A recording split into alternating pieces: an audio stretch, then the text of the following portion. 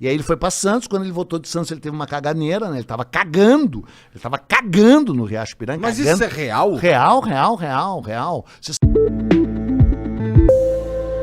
O cara que comeu a Leopoldina e fudeu com a Leopoldina, né? Mas ele comia mais a Marquesa de Santos, né? Ele se apaixonou pela Marquesa, aqui em São Paulo, né? Ele era português, mas ele era carioquésimo. Né? Ele era muito carioca. Ele veio pra cá resolver uma questão... Aquela história de uma... Cagando. De uma passagem secreta que tinha da casa dele. Não é, infelizmente não é verdade, mas não faz diferença, porque ele botou ela a morar do lado da casa dele, entendeu? Ele transava com uma mulher ou duas diferentes por dia. Ele tinha priapismo, ele era priápico. Priápico é uma doença que o teu pau tá sempre duro, só que é uma doença. Tu acha assim, tipo Drácula, né? Drácula, vida eterna. Quem lê o livro Drácula sabe que a vida eterna é uma desgraça, é uma merda tu viver. É bom tu morrer, imagina tu ser o Eduardo Bueno o resto da vida. Não dá, né? Tu descansa, né? Descansa em paz. O resto da existência. O resto da existência. O pau é a mesma coisa, cara. Não tem que ficar duro sempre. A evolução natural, ou Deus, se tu quiser, fez na sua sabedoria, o pau só levanta, no caso de pessoas normais que nem eu, e não infelizes que nem tu, na hora certa, né? Tu imagina tu ficar sempre de pau duro. É uma doença, e chama priapismo. E ele era, além de priápico, tarado, porque nem todo o priápico é tarado. Tem uns que ficam de pau duro, mas não come ninguém. Ele era priápico tarado. Ele era poderoso. E ele era imperador, então ele comia quem ele queria. Ele comeu grávida, ele comeu viúva, ele comeu freira, ele comeu desquitada, ele comeu menor de idade, ele comeu velha, ele comeu tudo. E não repetia prato, né? Comia uma vez, não repetia. A Marquesa de Santos é a única pessoa que ele transou uma vez e nunca mais conseguiu parar de transar. Ele conheceu ela no dia 29 de agosto de 1822, quando chegou em São Paulo, no dia que ele chegou.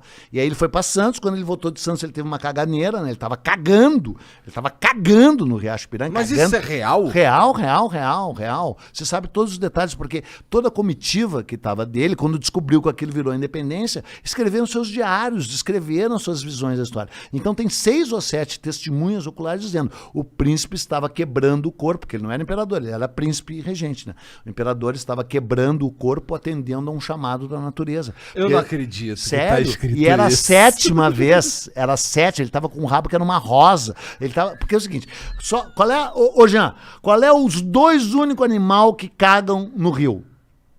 O peixe e os humanos, porque nenhum animal, uma mula, uma girafa, ela olha pro rio e diz: não vou cagar no rio porque depois eu vou beber.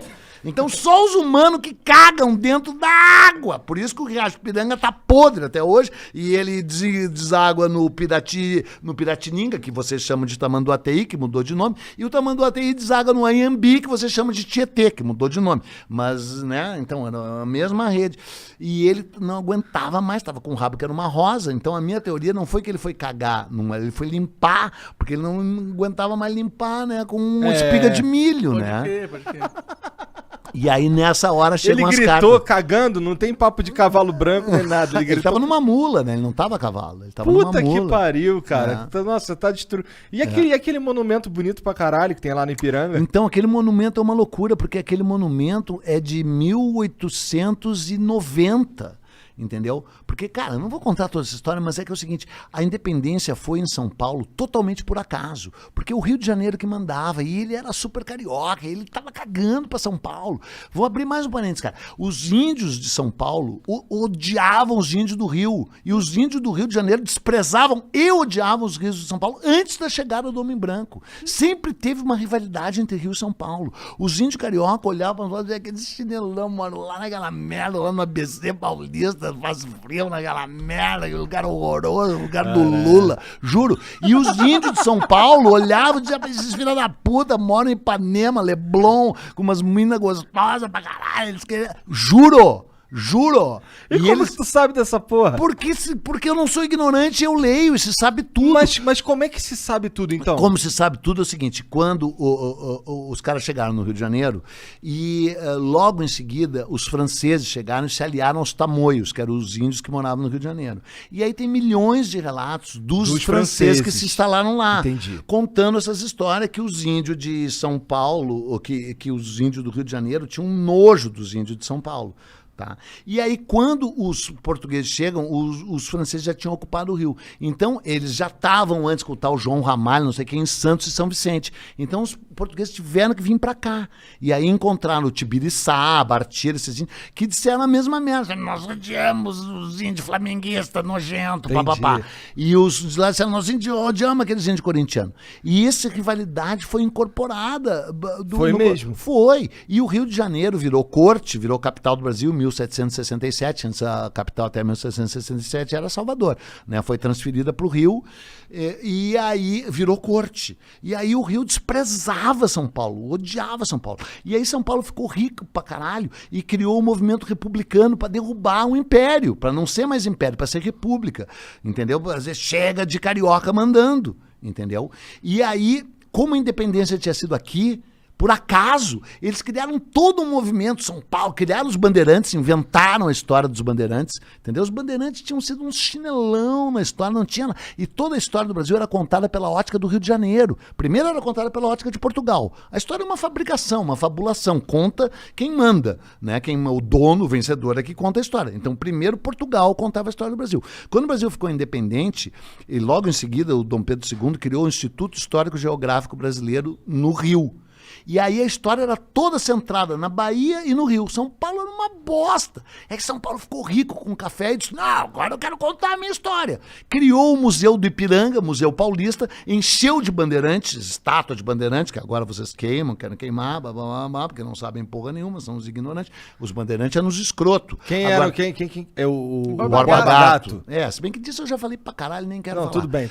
E aí criaram lá a porra do Museu do Ipiranga. E aí fizeram esse monumento. E embora a independência fosse do príncipe, que era monarquista, o movimento foi republicano. É uma história louca. Caralho, paulista. Essa porra é uma bagunça do caralho. Uma bagunça do caralho. E só foi inaugurado na República. Foi inaugurado em 1890. Agora, só para encerrar, porque daí nós vamos para outro assunto, teve um lance do caralho. Te lembra que eu falei de 1972, né? Os milico. Sabe o que eles fizeram? Eles trouxeram os restos mortais do Dom Pedro I. Tá lá no Ipiranga. Que tá lá no Ipiranga. Que percorreram o Brasil inteiro. Tá lá embaixo do monumento. E embaixo do monumento, junto com a mulher que ele fudeu, que era a Leopoldina. Estão lá os dois, homem e mulher. E a Marquesa tá na Consolação, no cemitério da Consolação. E é por isso que é mal assombrado, porque eles estão separados. Entendeu? Caralho. Precisa juntar os Senhor dos amantes, fazer uma homenagem ali. Tá, mas tu era professor de letras, tu contava as histórias assim com esse mesmo interesse e vivacidade que eu conto? Cara, é que você é incrível, né, cara? É incrível. Você não tem comparação. Não tem. Eu sou o cara mais incrível que eu conheço, cara.